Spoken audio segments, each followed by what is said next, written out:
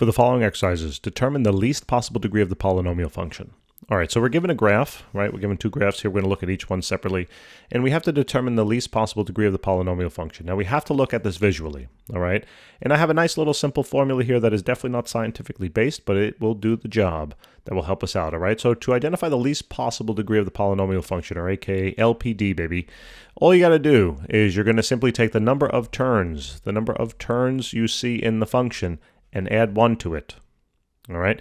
You can also substitute the number of turns here for the word hills and valleys if you like, but that might be a little limiting on some of the problems. All right.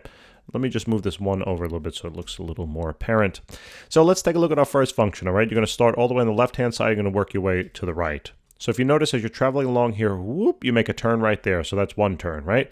And then you're going to go whoop. So you make another turn there. That's another turn, right? One turn here for a total of 2 turns. If you got 2 turns and you add 1 to it, what do you got? 3. So this would be a third-degree polynomial.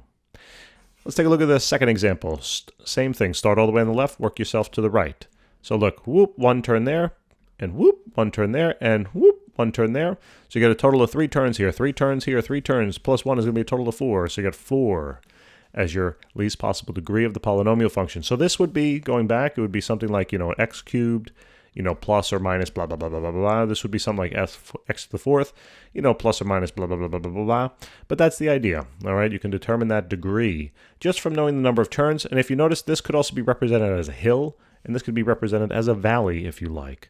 Doesn't really matter, but again, like I said, on some of the problems, that might be a little limiting. Guys, thanks very much for tuning in. I really do hope this helps, and if it does, like, subscribe, maybe even tell some of your classmates. We'd love to help them out as well.